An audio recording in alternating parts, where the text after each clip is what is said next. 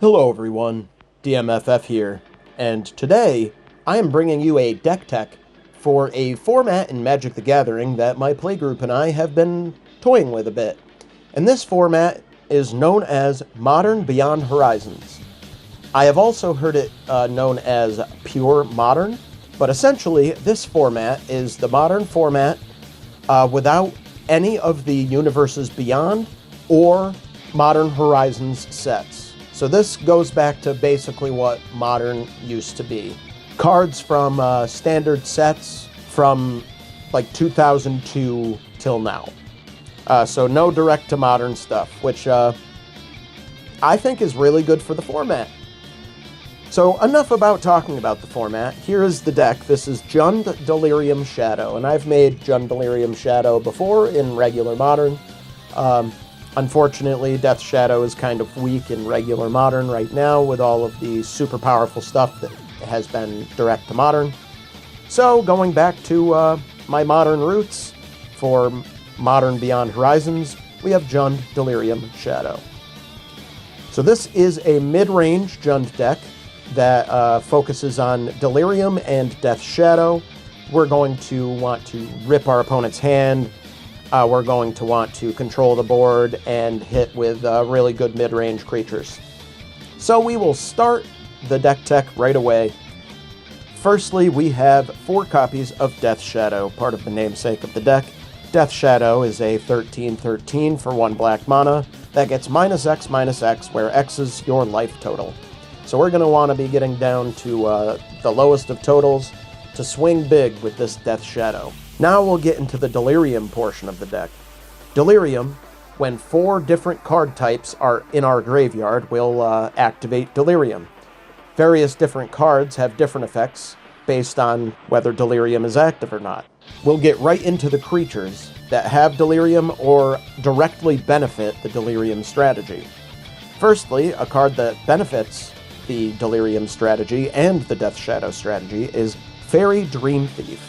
Fairy Dream Thief is a 1/1 flyer for 1 black, but its ETB allows you to surveil 1, allowing you to take a look at the top of your deck, and you can keep it there or you can pitch it into the graveyard, adding to that Delirium strategy.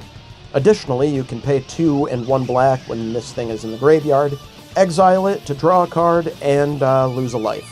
So that loss of life helps with the Death Shadow strategy, and this also gives us some draw power for the mid-game. Next, and a Delirium creature itself, is Fear of Missing Out. Fear of Missing Out is awesome. It's a 2/3, 2-drop. When its ETB allows you to discard and then draw a card. Also, when Delirium is active, if it attacks, you can untap target creature and then have an additional battle phase after this battle phase. So that's really good, and you can use that with something like Death Shadow to be able to hit for huge damage. And one of the reasons that we are running Delirium is this Fear of Missing Out. Finally, and not actually Delirium, but kind of a mega Delirium if you think about it, is 4 copies of Tarmogoyf, which is an awesome creature, 2-drop. Tarmogoyf's power is equal to the number of card types among cards in all graveyards, and his toughness is equal to the same, +1. So it can get really huge in a deck like this. And that is all of the creatures in the deck that have something to do with Delirium. Now we will get into the rest of the tech cards in the creatures, and then we'll move on to instant sorceries and lands. We have 1 copy of Klothys, God of Destiny, as a really good 3-drop. More times than not, it will not be active, as our devotion to red or green is going to be less than 7. But at the beginning of your pre-combat main phase, exile target card from a graveyard. If it was a land, you can pump your mana. And if it was anything else, you can gain 2 life and deal 2 damage to each opponent. So this is really good at controlling our life, as well as giving us that extra mana when we need it, and as our high end of our mana curve. Next, we have 1 copy of Scavenging Ooze, which is a pretty good graveyard controller and can also get pretty large itself and gain us some life if we need to. Next, we have 1 copy of Scourge of the Skyclaves. It's basically like very similar to Death Shadow, It is a 2-drop. It has a kicker cost as well for 4 colorless and 1 black. When you cast this spell, if it was kicked, each player loses half their life rounded down. Scourge of the Skyclave's power and toughness are equal to 20 minus the highest life total among players. Finally, to round out the creatures, something that won't be utilized as a creature is 4 copies of Street Wraith. Street Wraith has the cycling ability to pay 2 life, and then discard it, draw a card. This works really well for our Delirium strategy, as this easily gets a creature card into the graveyard, and then is also draw power on top of it. Really good stuff. Classic. Now we will cover the instants and sorceries in the deck, and first we will start off with removal.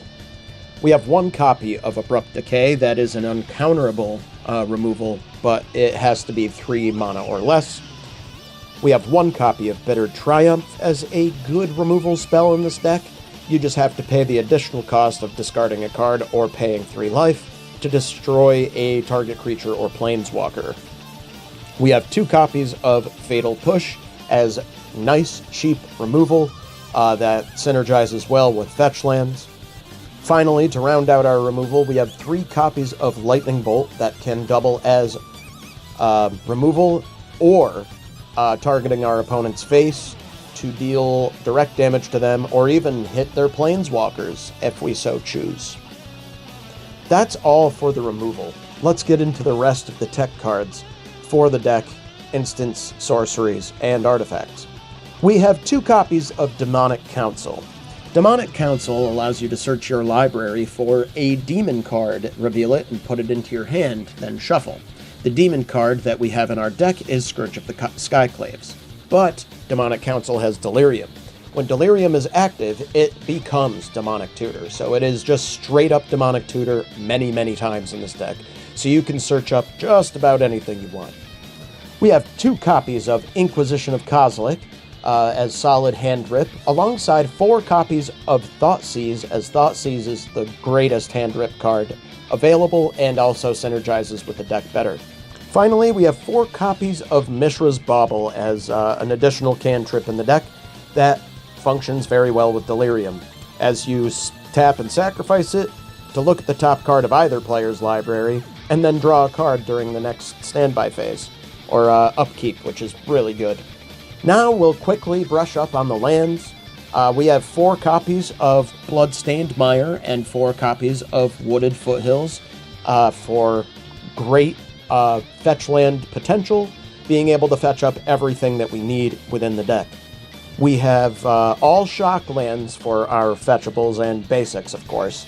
So we have 2 copies of Blood Crypt, 2 copies of Overgrown Tomb, and 2 copies of Stomping Ground.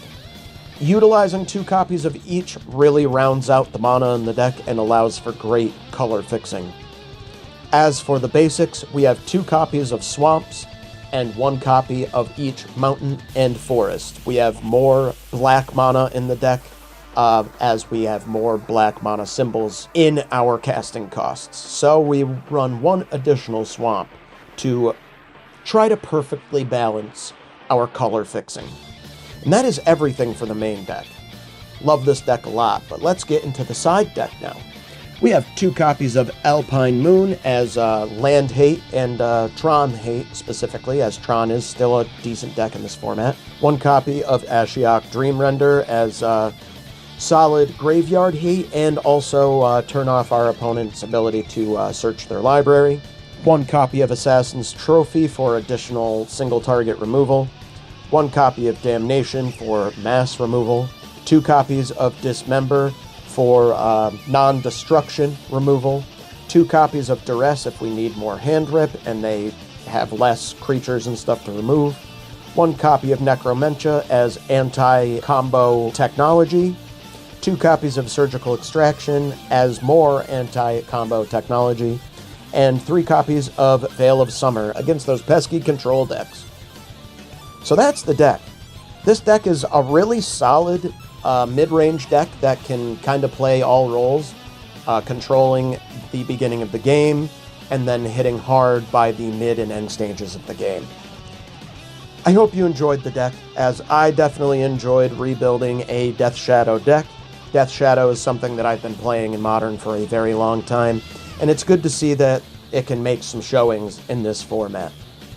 If you enjoyed this deck tech and enjoyed the brief explanation of the Modern Beyond Horizons format, hit that like button, subscribe, and ding that bell if you want to see more deck techs like this.